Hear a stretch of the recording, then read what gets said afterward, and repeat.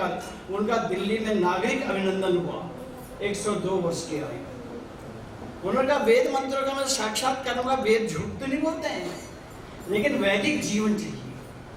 वहीं के एक डॉक्टर के का शास्त्री थे, पद्मश्री विभूषित, कुछ लोग जानते होंगे उनका नाम। आज के हमारे जो वर्तमान प्रधानमंत्री हैं उनके भी वो गुरु हैं। और उन्होंने भी कहा बाद में कि जब वो अमेरिका इंग्लैंड गए तो भारत का गंगा जल लेके कहा, वेद में लिखा है पश्चिम के लोगों का जल भी ग्रहण नहीं करना। बटुक से थे, पद्मश्री है, वहां पर प्रोफेसर थे, लेकिन उन्होंने कहा वैदिक जीवन में जी के रहूंगा, स्वयं पाकी रहे अंत में, किसी के हाथ का खाना नहीं खाना। ऐसा आग्रह क्यों था? क्योंकि पश्चिम का जीवन राक्षसमय जीवन है। पश्चिम के जितने लोग बड़े कितने वैज्ञानिक हो जाएं, लेकिन वो आध्यात्मिक मन को नहीं समझ सकते। वो दुनिया में कितनी बड़ी खोजें की, लेकिन जो अंतःकरण की खोज है उसके बराबर में कोई भी वैज्ञानिक खोज महत्वपूर्ण नहीं है। ये सब भौतिक खोज है, दुनिया को बिगाड़ने वाली खोज है। लेकिन जो अंतःकरण की खोज है, इंद्रियों की खोज है, इसीलिए सांख्य शास्त्र महर्षि कपिल का, उसको पढ़ने वाला व्यक्ति कहाँ जो है पापी बन सकता है, कहाँ सोचेगा जिसको 25 तत्वों का ज्ञान हो गया। वो जानता सतोगुण क्या है, रजोगुण क्या है, तमोगुण क्या है, वो कहाँ इस प्रपंच में पड़ेगा। हमारे शास्त्र जो उपांग में वेद है, वेदांग है, उपवेद है, उपांग है, इन सब का अध्ययन कौन कर रहा है आजकल? क्योंकि वेद विद्यालयों गुरुकुलों को देखने के बाद मुझे लगा कि बहुत बड़ा काम हमको करना, छोटा काम नहीं करना, कुछ भी नहीं हुआ, शून्य है अभी। मैं बहुत निराश हूं गुरुकुलों को देख करके सारे भारतवर्ष के। कहां आपका शोध चल रहा है वेद मंत्रों पर? कहां आप शोध करके जो है कुछ दुनिया को दे पा रहे हैं? आप नमूने के तौर पर दुनिया को अच्छे महापुरुष दे दीजिए, तभी आप सफल हो जाएंगे। अगर आप आचार्य चाणक्य का निर्माण नहीं कर सकते हैं, महर्षि कपिल और गौतम और वेद व्यास का निर्माण नहीं कर सकते, फर्स्ट इसके आचार्यों का निर्माण कर सकते हैं, तो शिक्षा परंपरा में वही लोग आएंगे जो पल्लवगाही ब्राह्मण है। एक अंग्रेजी की पुस्तक पढ़ ली, कोई पुस्तक पढ़ ली, गीता को अंग्रेजी में पढ़ लिया और व्याख्यान देने लग गए। गीता को समझना पड़ेगा, वो संस्कृत भाषा में ही गीता पढ़नी पड़ेगी, तब आपको गीता समझ में आएगी। अंग्रेजी पढ़ के आप गीता पढ़ेंगे तो भगवत गीता समझ में नहीं आएगी। आप अंग्रेजी पढ़ के भागवत और सारे शास्त्रों का अध्ययन करेंगे, वो समझ में नहीं आएगा। इसके लिए देववाणी भी बोलनी पड़ेगी, पढ़नी भी पड़ेगी। इसलिए इस आध्यात्मिक भारत के निर्माण में इन 4 महापुरुषों का, आज शंकराचार्य ने केवल एकता का स्वप्न देखा, अखंड भारत समर्थ भारत। स्वामी दयानंद जी ने वैदिक भारत सारा विश्व कहा कि केवल हम भारत तक सीमित नहीं रहे।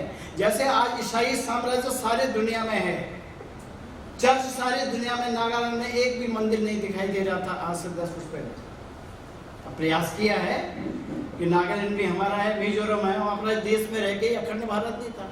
पूर्वांचल में वो बड़ी दयावह स्थिति थी कि हम जा नहीं सकते थे, लेकिन परिवर्तन दिखाता है जिन लोगों ने अपना जीवन राष्ट्र के लिए दिया। अगर आप उनके आत्मा को देखना, उनको समझना चाहते हैं तो पूर्वांचल चले जाइए कि नागालैंड में आप प्रवेश नहीं कर सकते थे। वहाँ भाषा का कोई महत्व नहीं था, लेकिन आज वहाँ हिंदी भी बोलने लगे हैं, नहीं तो अंग्रेजी वहाँ की राज्य भाषा थी। जम्मू कश्मीर की राज्य भाषा उर्दू भाषा थी। ये परिवर्तन कहाँ से आया? ये जो युग दृष्टा थे, 4 महापुरुष, महर्षि अरविंद, डॉक्टर हेडगेवार, चिंतन सा एकम सद्विप्रह बहुधा वदंती।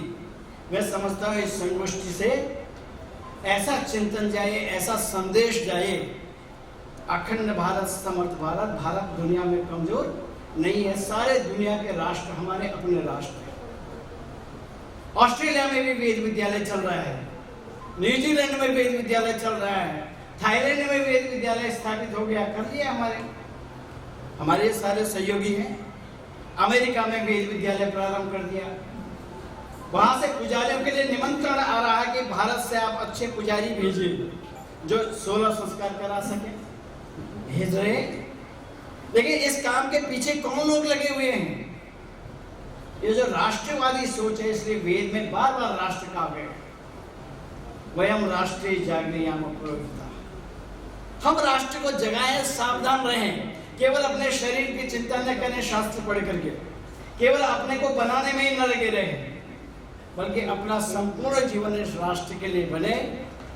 वयम राष्ट्रीय जागृति यहाँ पुरोहित अग्रेसर होकर के, यहाँ पुरोहित का अर्थ है कि हम अग्रेसर होकर के आगे आकर के सबसे पहले झंडा उठाएं, चाहे गोली लगे तो गोली भी खानी पड़े, वो लोग देश की रक्षा करते हैं। इतना ही कहकर अपनी वाणी को विराम। आचार्य श्री का बहुत बहुत धन्यवाद। आचार्य श्री ने कर्मयोगियों की बात की।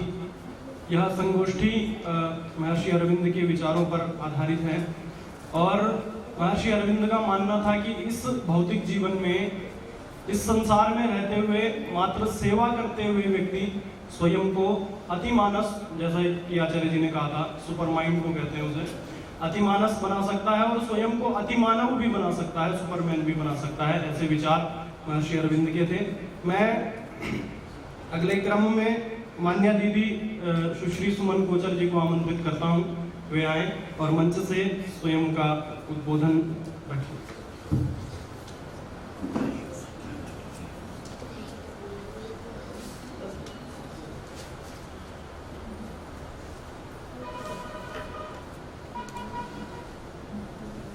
सर्वप्रथम आदिशक्ति मां भगवती परात्पर प्रभु श्री अरविंद के परम पावन चरणों में मैं अपनी आत्मीय प्रणमांजलि अभिव्यक्त करते हुए आप सभी मंच पर उपस्थित ऋषितुल्य वेदवाणी के मर्मज्ञ आप सबको मैं अपने अंतर हृदय से प्रणाम करती हूँ।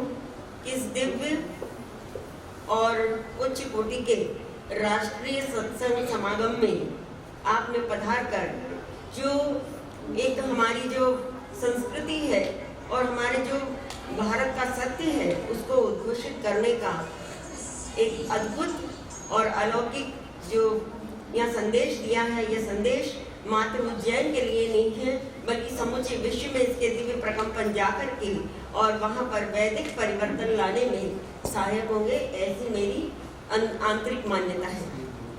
श्रद्धेय कुलपति महोदय विक्रम विश्वविद्यालय उज्जैन श्री बालकृष्ण जी साहब, डॉक्टर पंकज जी कुलपति महर्षि पाणी संस्कृत विद्यालय उज्जैन, आदरणीय राधा कृष्ण जी, श्रद्धेय श्री महेश जी शर्मा, हमारे विभागीय उपाध्याय और जितने भी हमारे विद्वज्जन, माखन सिंह जी साहब जो भी यहाँ पर पधारे हैं, जो अभिप्सु हैं वेद के, इन सब को मैं अपने अंतर हृदय से पुनः प्रणाम करती हूँ। आप सब का श्री अरविंद सोसाइटी मध्य प्रदेश राज्य समिति की ओर से हार्दिक हार्दिक स्वागत करती हूँ। महर्षि सांदीपनि राष्ट्रीय वेद विद्या प्रतिष्ठान उज्जैन और मानव संसाधन विकास मंत्रालय भारत सरकार एवं श्री अरविंद सोसाइटी पुडुचेरी की शाखा उज्जैन ने जो एक अद्भुत प्रयास किया है, ये हम सब के लिए अनुकरण है। हम सब इस पर चिंतन करें कि क्यों आज भारत की नियति ही नहीं विश्व की नियति को बदलने के लिए वेदों की प्रासंगिकता बहुत जरूरी है। वेदों पर चिंतन मनन होना बहुत जरूरी है और वेद की विधा और वेद का ज्ञान होना, उसको जीवन में उतारना, उसकी जो मंत्र शक्ति है उस सब से अपने जीवन को अनुप्राणित करना ये हम लोगों का कर्तव्य है।